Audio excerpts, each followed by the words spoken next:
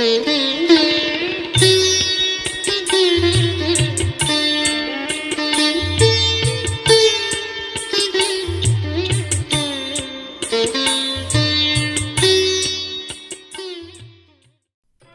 के द्वार पर पिताश्री ने आवाज लगाई। भीतर से कोई जवाब नहीं आया। गुफा की दीवारों से टकराकर आवाज वापस लौट आई। मशाल जलाकर गुफा के भीतर तलाशने का निश्चय किया गया। करीब 12 मीटर लंबी आड़ी टेढ़ी गुफा के अंदर तक तलाश लिया। श्रीराम का ठिकाना नहीं था। हार कर सब लोग वापस लौट आए। घर पर ताई जी ने रो रो कर बुरा हाल बना लिया था। ढूंढ खोज चलती रही। अगला दिन शुरू हुआ। करीब 7 बजे ताई जी के मायके सहपऊ यानी मथुरा से एक संबंधी आए। उनका नाम रुक्मणी प्रसाद था और गांव के रिश्ते से वे ताई के चाचा लगते थे। वे रात को ही आ गए थे, लेकिन उस क्षेत्र की रीति के अनुसार बहन बेटी के घर नहीं रुका जाता है और न ही अन्न जल ग्रहण किया जाता है। इसलिए वे गांव के बाहर एक मंदिर में ही ठहर गए थे। भतीजी के यहाँ पहुंचे तो कोहराम मचा देखा। कारण मालूम हुआ कि कुल दीपक कल से लापता है। रुक्मणी प्रसाद जी को ध्यान आया। रास्ते में उन्हें 10-12 साल का एक बच्चा दिखाई दिया था। निर्जन रास्ते में उसे अकेले देखकर आश्चर्य हुआ था। पूछा भी था कि बच्चे कहाँ जा रहे हो, तो उसने सहज भाव से उत्तर दिया था, हिमालय।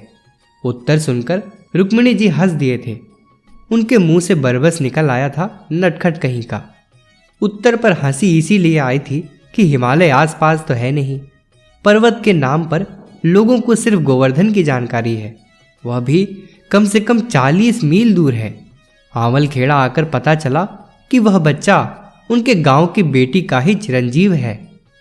रास्ते में श्रीराम के मिलने की सूचना पाकर पिताश्री और घर के कुछ अन्य पुरुष जैसे थे उसी हालत में चल दिए। रुक्मणी जी उनके साथ उस जगह ले पहुंचे जहां श्रीराम रास्ते में मिले थे। उस जगह होने का कोई सवाल ही नहीं था। उसी रास्ते पर 3-4 मील आगे गए। बरहन गांव में एक छोटा रेल स्टेशन था। यहां से हाथरस की ओर जाने वाली गाड़ी मिलती थी।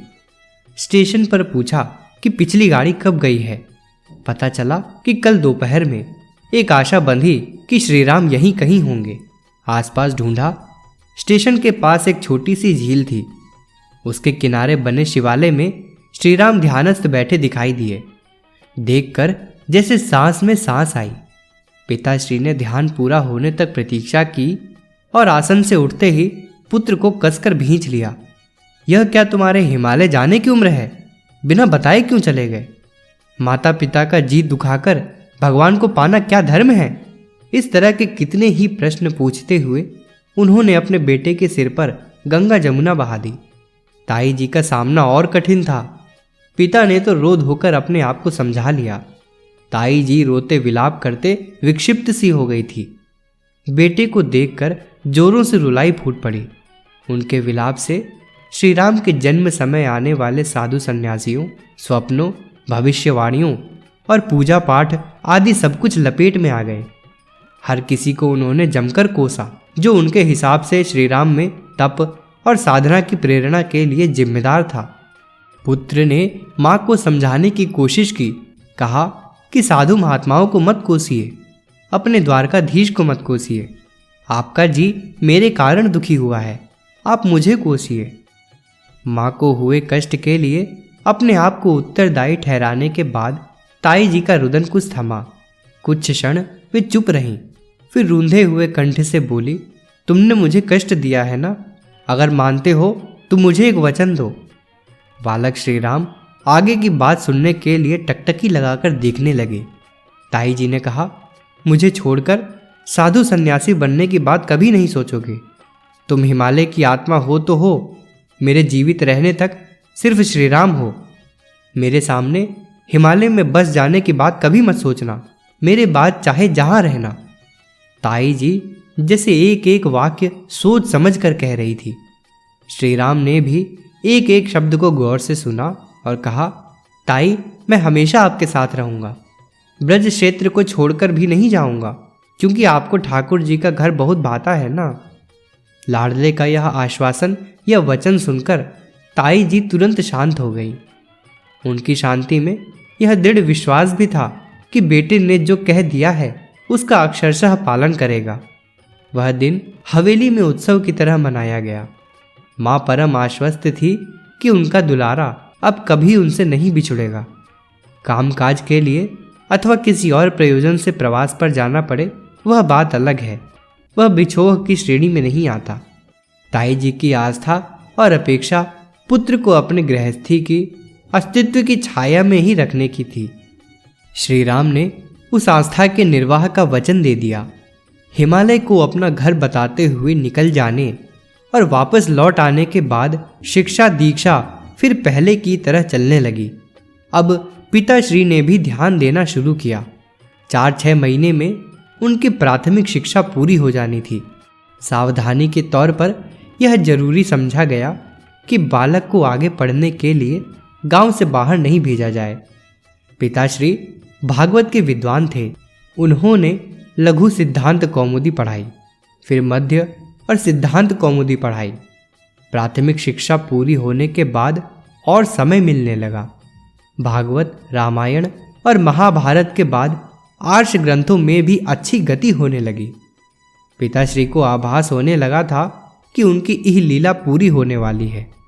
गुरु जी की पाठशाला छूटने के बाद उन्होंने पुत्र से कह दिया था कि 2 साल तक सब कुछ भुलाकर विद्या ग्रहण करो। उनके मन में संभवतः विरासत के रूप में भागवत दे जाने की बात रही होगी। शायद सोचा होगा कि पुत्र भी उनकी ही तरह भागवत का उपदेश करे। इस शास्त्र से आरंभ कराने के पीछे दूसरा कोई आशय रहा हो तो अनुमान ही लगाया जा सकता है। पंडित रूपराम की पाठशाला में पढ़ लेने और लिखना बांचना अच्छी तरह आ जाने के बाद श्रीराम के मन में उसे बांटने की वृत्ति का उदय हुआ। मालवीय जी से उपवीत करा लेने के बाद जैसे उन्होंने दूसरे बच्चों को भी जप ध्यान सिखाना शुरू किया था, उसी तरह लिखना पढ़ना भी दूसरों को बांटने की इच्छा उमगने लगी।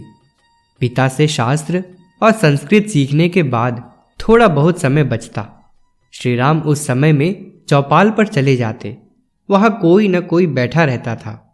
4-5 लोग भी जमा हो जाते तो उनका समय इधर उधर की बातों में बीतता। श्रीराम उन्हें कुछ पढ़कर सुनाने के लिए कहते। जिन्हें अक्षर ज्ञान था और थोड़ा बहुत पढ़ना आता था वे तो सुना देते, जिन्हें पढ़ना नहीं आता वे चुप रह जाते। श्रीराम उनसे कहते, आप पढ़ते क्यों नहीं? नहीं आता है तो सीख लेना चाहिए। आमतौर पर उत्तर होता था कि अब पढ़ने से क्या लाभ, उम्र बीत गई है, थोड़ी बहुत बची है वह भी कट जाएगी। पुस्तक चेतना की शिखर यात्रा, लेखक डॉक्टर प्रणव पंड्या। अगर आपको हमारी यह वीडियो पसंद आई हो तो इसको लाइक करें, कमेंट और शेयर ज़रूर करें। साथ ही हमारे YouTube चैनल ऋषि चिंतन को सब्सक्राइब कर बेल आइकन भी दबाएं ताकि आपको आने वाले वीडियोस की नोटिफिकेशंस मिलती रहें। धन्यवाद।